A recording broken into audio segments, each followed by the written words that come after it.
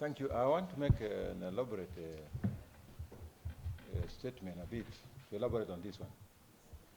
You may realize that after independence, there was a sessional paper number 10 of 1965 on African socialism and planning in Kenya. This paper was supposed to address poverty, ignorance, and diseases. And that sessional paper was mainly tailored to work in, I can call it medium and high potential areas of Kenya, leaving out arid and semi-arid areas of Kenya. Meaning that those people in the arid areas were left completely. No development, no roads, no what. So that is the root of cause of the problem. Over the years, the literacy in East Pokot, we say it 98%. In so saying, education is a government function, meaning that there was not enough funds set to establish schools in those particular areas.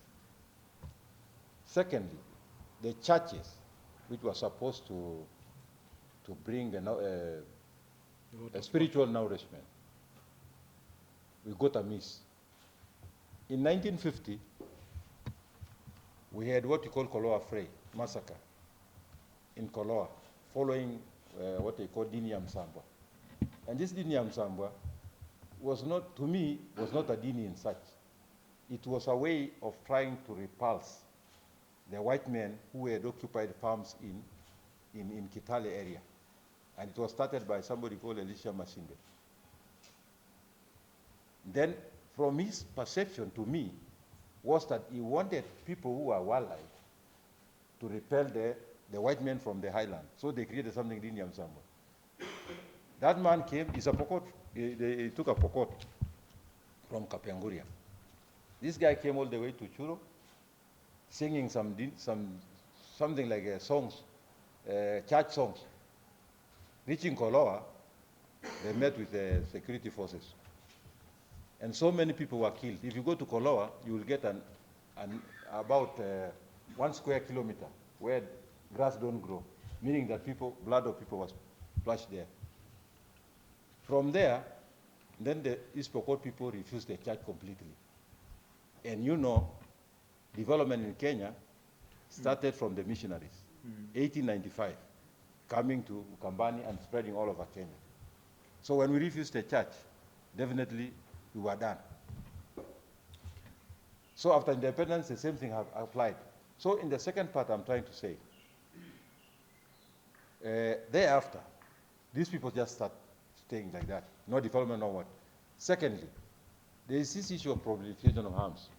If you can remember very well in your historical perspective, during the Berlin Conference on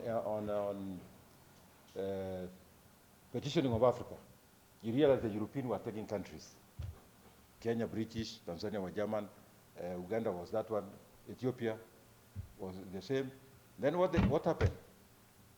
There was a clash there. The Ethiopians were running on their own, assisted by Italians, giving them guns.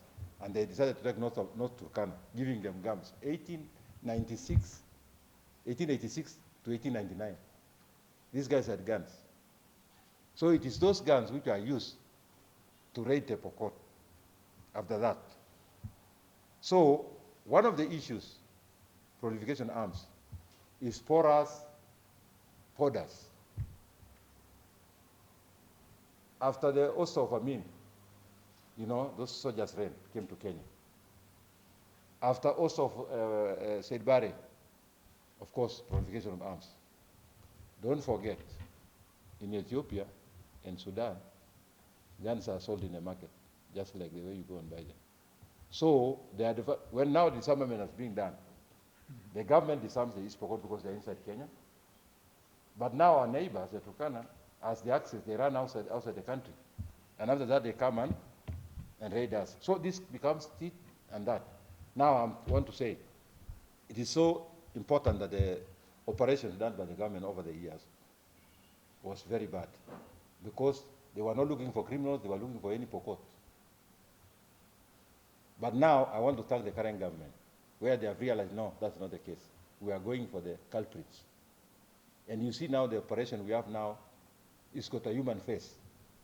You could see soldiers now, the army, building schools, because they have realized that they are hitting on people who know nothing.